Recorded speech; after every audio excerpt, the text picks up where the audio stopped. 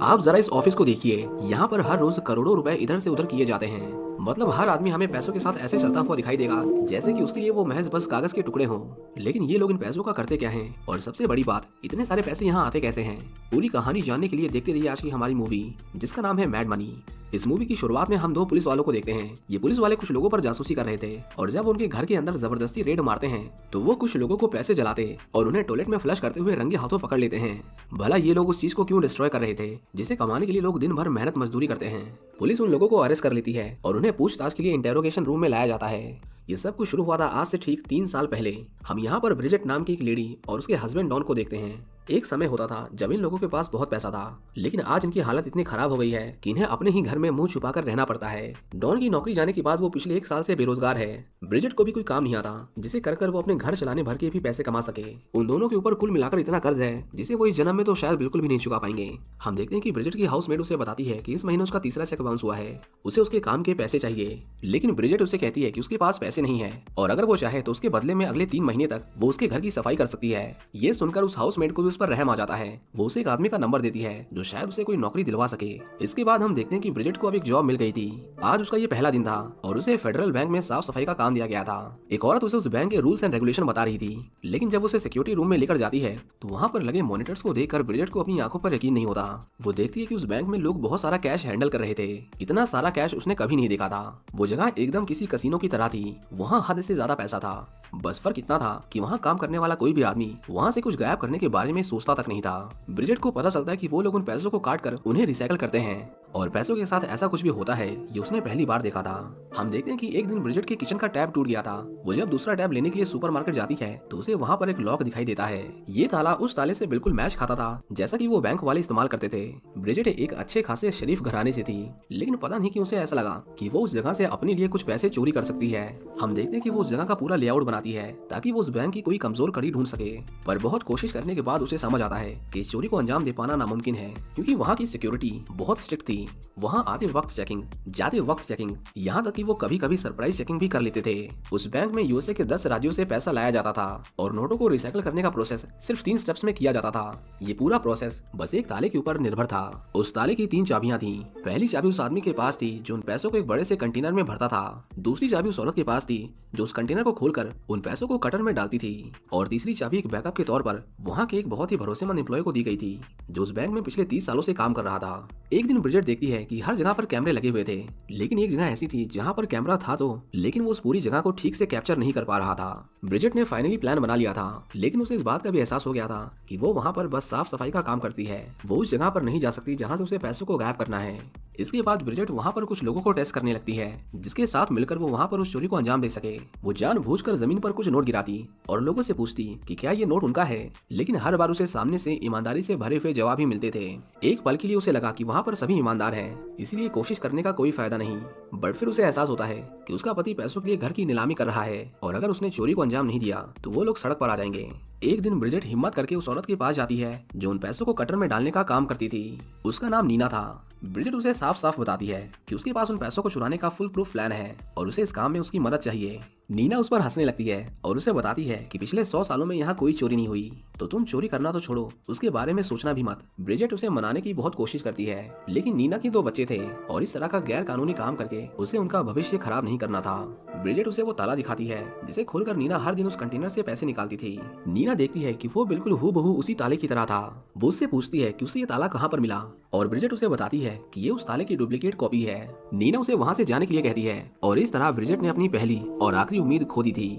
हम देखते हैं कि नीना को अपने बच्चों का एडमिशन एक अच्छे स्कूल में करवाना था जिसके लिए उसे पैसे चाहिए थे। अगले दिन जब वो अपना काम कर रही थी तो उसकी नजर उस ताले की ओर जाती है और उसे एहसास होता है कि वो कितने सालों से इन पैसों को रिसाइकल कर रही है। यहाँ पर बेशक इनकी कोई वैल्यू नहीं थी, लेकिन बाहर ये उसके बच्चों की जिंदगी बदल सकते थे।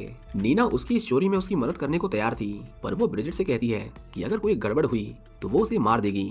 इसके बाद वो दोनों एक और लड़की के पास जाती हैं। इस लड़की का नाम जैकी था और यही लड़की उन पैसों से भरे कंटेनर को नीना तक लेकर आती थी। वो सभी उसे शाम को डिनर के लिए बुलाते हैं और उसे उनके प्लान के बारे में बताते हैं। जैकी उनका प्लान सुनते ही उन्हें हाँ कर देती है, जैसे कि वो इतने सालों से बस इसी पल का इंतजार कर रही थी। काम बहुत सिंपल था, लेकिन सबसे जरूरी था उन लोगों के बीच में तालमेल। वो अपने लिए एक गैंग साइन बनाते हैं ताकि उन्हें ऑफिस में एक दूसरे से बात ना करनी पड़े। अगले दिन जब वो सभी लंच टाइम में कैफेटेरिया में बैठे थे तो ब्रिजेट उन्हें काम शुरू करने के लिए इशारा करती है। नीना नीना भी उसे इशारा करके अपनी सहमति देती है। लेकिन हम देखते हैं कि जैकी बहुत घबराई हुई थी। कल रात का उसका पूरा कॉन्फिडेंस मानो जैसे गायब ही हो गया था। ब्रिजेट और नीना उस पर बहुत गुस्सा थे, पर जैकी उन्हें बताती है कि उसे कुछ अच्छी फीलिंग्स नहीं आ रही हैं। वो ये करना चाहती है, लेकिन वो ये तभी करेगी जब उसे अंदर से आवाज आएगी कि वो लोग पकड़े नहीं जाएंगे। उन दोनों को लगा कि ये जैकी क्या फालतू की बातें कर रही है। लेकिन शाम के समय हम देखते हैं कि उस बैंक का एग्जामिनर वहाँ पर एक सरप्राइज चेकिंग कंडक्ट करवाता है। अच्छी बात थी कि उन्होंने उस दिन चोरी नहीं की, नहीं तो वो लोग पकड़े जाते। अगले दिन वो लोग एक बार फिर से एक दूसरे को वही इशारा करते हैं और इस बार उन्हें जैकी की तरफ से भी ग्रीन सिग्नल मिल गया था। हम देखते हैं कि ब्रिजेट जब हर रोज की तरह सफाई कर रही थी तो वो उस कंटेनर का ताला निकालकर उसकी जगह अपने वाला लॉकर लगा देती है। उसने उस कंटेनर का नंबर नोट कर लिया था। हर रोज की तरह जब जैकी उसके सामने से गुजरती है तो वो जैकी को उस कंटेनर का नंबर बता देती है। ब्रिजेट ने उस कंटेनर का असली वाला ताला और उसका नंबर लेकर उसे लेडीज वाले वॉशरूम में छुपा दिया था, जिसे बाद में नीना वहाँ से उठा लेती है। अब उन्हें बस उस कंटेनर के पैसों से भरने का वेट करना था। हम देखते हैं कि जब बैंक वालों ने उसे पूरी तरह से भर दिया था तो जैकी का काम था उसे रिसाइकल करने के लिए उन पैसों को नीना तक पहुंचाना। लेकिन इसी बीच वो उन पैसों को गायब भी करने वाली थी। हम देखते हैं कि जैकी एक लिफ्ट के पास खड़ी होकर हर रोज की तरह उस लिफ्ट के नीचे आने का वेट कर रही थी। लिफ्ट के आने का टाइम ज्यादातर समय फिक्स होता था और जैकी जहाँ पर खड़े होकर उसका इंतजार करती थी उसके जस्ट पीछे एक डस्टबिन था। जैकी उस ताले को खोलकर उस कंटेनर में से कुछ पैसे निकालकर उन्हें उस डस्टबिन में डाल देती है और उस लिफ्ट के आने से पहले उसे फिर से लॉक भी कर देती है। वो कंटेनर जब नीना के पास आता है तो नीना अपने डुप्लीकेट ताले को निकालकर फिर से उसमें बैंक वालों का ओरिजिनल ताला लगा देती है। ब्रिजेट का काम था वहाँ पर साफ सफाई करना। वो उस डस्टबिन के पास जाती है और इन सारे पैसों को वहाँ से उठाकर वहाँ से गायब हो जाती है। वो सभी लेडीज वॉशरूम में छुपकर उन पैसों को आपस में बांट लेते हैं और उन्हें अपने अपने कपड़ों में अच्छी तरह से छुपा लेते हैं ताकि कोई उन्हें चेकिंग के दौरान पकड़ ना सके।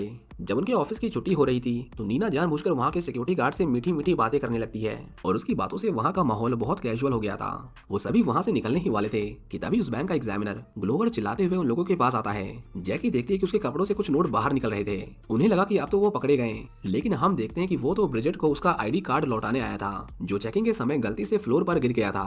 वो तीनों चैन की सांस लेते हैं और जब वो घर आकर उन पैसों को गिनते हैं तो उन्हें पता चलता है कि उन लोगों ने अपने एक साल की सैलरी जितना पैसा बस एक दिन में कमा लिया था। वो सभी खुशी के मारे फूले नहीं समा रहे थे कि तभी वहाँ पर डॉन आ जाता है और वो उन्हें उन पैसों के साथ देख लेता है। डॉन को जब पता चलता है कि उन लोगों ने इतने सारे पैसे कहाँ से लाए हैं तो वो उन्हें दोबारा ऐसा करने से मना करता है, पर ब्रिजेट उसे समझाती है कि वो लोग चोरी नहीं कर रहे हैं, ये वैसे भी आगे जाकर कचरा ही बनने वाले थे। डॉन बहुत कर्जे में था और उसे भी लगने लगता है कि अगर उसकी पत्नी को खुद पर इतना ही कॉन्फिडेंस है तो उसे नहीं रोकना चाहिए। हम देखते हैं कि नीना उन पैसों से अपने बच्चों का एडमिशन एक बहुत ही बड़े स्कूल में करवाती है और यहाँ तक कि वो उनके पूरे साल की फीस एक बार में भर देती है। इसी तरह वो बीच बीच में चोरी करने लगे थे और देखते ही देखते अगले 6 महीनों में उन लोगों ने अपना सारा कर्जा चुका दिया था और वो एक अच्छी जिंदगी जी रहे थे। ब्रिजेट उन्हें कहती है कि हमें इसे आगे भी जारी रखना चाहिए, पर डॉन उसे कहता है कि हमने काफी पैसा चोरी कर लिया है और अब अगर हम इससे आगे गए तो शायद हम पकड़े जाएं, क्योंकि ये सारी ट्रांजैक्शंस IRS यानी इंटरनेशनल रेवेन्यू सर्विस को रिपोर्ट हो जाएगी। नीना भी उसकी बातों से पूरी तरह से सहमत थी। आफ्टर ऑल उसके 2 बच्चे थे और अगर वो पकड़ी जाती तो पुलिस उससे उसका सब कुछ छीन लेती। एक जैकी ही थी जिसे और पैसे चुराने से कोई प्रॉब्लम नहीं थी, पर फिर भी नीना उन्हें साफ साफ कहती है कि उसके बिना वो कुछ नहीं कर सकते और इसलिए अगर वो नहीं चाहती तो वो लोग चोरी नहीं करेंगे। अगले दिन उन्हें अपनी आखिरी चोरी करनी थी। हम देखते हैं कि जब ब्रिजेट वॉशरूम में नीना की ओर वो ताला फेंकती है तो उसे पकड़ने की कोशिश में उससे उस ताले की चाबी सिंक में गिर जाती है। वो इस बार बुरी तरह से फंस गए थे क्योंकि बिना उस चाबी के नीना अपने वाले ताले को बैंक वाले ताले से बदल नहीं सकती थी। एक्स्ट्रा कीज सिर्फ जैकी के पास थी, पर उनमें से किसी के पास भी एक दूसरे का नंबर नहीं था। ब्रिजेट डॉन को फोन करके उसे तुरंत जैकी के बॉयफ्रेंड के पास जाने के लिए कहती है। वो उन्हें पूरी सिचुएशन अच्छे से समझाती है, जिसके बाद जैकी का बॉयफ्रेंड जैकी को कॉल करता है और उसे बताता है कि तुम्हारे दोस्तों ने चाबी खो दी है, इसलिए जितनी जल्दी हो सके तुम उन तक चाबी पहुंचाने की कोशिश करो। हम देखते हैं कि जैकी उस चाबी को एक च्युइंगम में लपेटकर उसे लिफ्ट में चिपका देती है, जिसे बाद में ब्रिजेट सफाई के बहाने वहां से उठा लेती है। दूसरी ओर नीना ने सभी कंटेनर के पैसों को रिसाइकल कर दिया था क्योंकि उसके पास आखिरी कंटेनर की चाबी नहीं थी, इसलिए वो ऐसा दिखावा करती है कि जैसे कि उसे वो लॉक नहीं खुल रहा। शॉन नाम का एक सिक्योरिटी गार्ड उसकी मदद करने आता है, लेकिन उससे भी वो लॉक नहीं खुल रहा था। इसी बीच ब्रिजेट वहां पहुंच गई थी और वो फेंस के ऊपर से चाबी नीना की ओर फेंक देती है। शॉन ये देखकर काफी हैरान था कि नीना ने अभी इतनी आसानी से लॉक कैसे खोल दिया। तभी वो देखता है कि उसने तो बैंक के लॉकर की चाबी को छुआ तक नहीं। उसे उस पर शक हो जाता है। छुट्टी होने के बाद जब नीना अपने घर जा रही थी तो शॉन उसे अपने पास बुलाता है और उसे कहता है कि वो लोग जो कुछ भी कर रहे हैं उसे उन्हें अभी इसी वक्त रोकना होगा। हमें पता चलता है कि शॉन नीना को पसंद करता था, इसलिए वो चोरी के बारे में बैंक वालों को नहीं बताता और उन्हें सुधरने का एक मौका देता है। ब्रिजेट नीना को कहती है कि अगर वो तुम्हें पसंद करता है तो क्यों ना हम उसे भी अपने साथ शामिल कर लें। ब्रिजेट के काफी समझाने के बाद नीना शॉन के घर जाती है और वो उसे चुप रहने के बदले में उसके लिए कुछ भी करने को तैयार थी। लेकिन हम देखते हैं कि शॉन कोई ऐसे वैसे टाइप का आदमी नहीं था, वो बस चाहता था कि वो लोग चोरी करना बंद कर दें। ब्रिजेट चाहती थी कि शॉन भी उनके साथ मिलकर काम करे। उसे समझाना काफी टेढ़ी खीर था, लेकिन आखिर में वो लोग उससे भी इस काम को करने के लिए मना लेते हैं। इसके बाद फिर क्या था, उनके लिए तो काम और भी आसान हो गया था क्योंकि कैमरे पर तो शॉन ही बैठता था। वो लोग इसी तरह चोरी करते रहते हैं। देखते देखते उन लोगों ने इतने पैसे गायब कर दिए थे कि उन्हें खुद नहीं पता था कि वो उन पैसों का क्या करें। ना तो वो उन्हें बैंक में जमा कर सकते थे और ना ही वो उसे किसी ऐसी जगह खर्च कर सकते थे जिससे टैक्स डिपार्टमेंट उनके पीछे पड़ जाए। उनके घर के हर कोने में पैसे भरे हुए थे। एक दिन ब्रिजेट ने अपने घर में पार्टी रखी थी। वो देखती है कि एक अनजान आदमी काफी देर से उन लोगों को ही देखे जा रहा था। ब्रिजेट जब अपने ऑफिस जाती है तो वो उसे वहाँ पर भी दिखाई देता है। दरअसल ये आदमी फेडरल एग्जामिनर था जिसे उस बैंक में हो रही चोरी के बारे में पता चल गया था। फिलहाल उसके पास कोई सबूत नहीं था। वो ऑफिसर ग्लोवर से कहता है कि उसके बैंक में चोरियां हो रही हैं, पर हम देखते हैं कि ग्लोवर उसकी बात मानने को तैयार नहीं था क्योंकि वहाँ कोई डिजिटल मनी नहीं थी। उनके पास सिर्फ फिजिकल कैश था जिसे बाहर निकालना इम्पॉसिबल था। एग्जामिनर उसे कहता है कि अगर उसने सबूत ढूंढ लिए तो उन लोगों के साथ उसे भी पुलिस स्टेशन चलना होगा। क्योंकि ये स्टेटमेंट ग्लोवर को अच्छी नहीं लगती, इसलिए वो उसे वहाँ से बाहर निकाल देता है। इसके बाद वो एग्जामिनर ब्रिजेट के पड़ोसियों से उनके इनकम सोर्स के बारे में पूछताछ करने के लिए निकल जाता है। लेकिन उसे पता चलता है कि उसके पड़ोसियों को बिल्कुल भी आइडिया नहीं था कि वो लोग इतने पैसे कैसे कमाते हैं। डॉन जब उसे खिड़की से देखता है तो वो बहुत घबरा जाता है। वो खुद को उनके हवाले करने वाला था, पर ब्रिजेट उसे शांत रहने को कहती है और उसे समझाती है कि अगर उन लोगों ने सरेंडर किया तो वो लोग नीना के बच्चों को उससे अलग कर देंगे। उन लोगों ने फेडरल क्राइम किया था और इस बार वो लोग बुरा फंसे थे। उन्हें पता चलता है कि जैकी के बॉयफ्रेंड ने बहुत सारे पैसे स्टॉक मार्केट में इन्वेस्ट कर दिए थे और इसी वजह से बैंक को उनके ऊपर पहली बार शक हुआ था। वो सभी उसे डांटते हैं क्योंकि उसकी वजह से अब सभी पुलिस की निगरानी में थे। वो ना तो भाग सकते थे और ना ही कुछ खरीद सकते थे। ब्रिजेट जानती थी कि वो लोग उन्हें बिना एविडेंस के अरेस्ट नहीं कर सकते।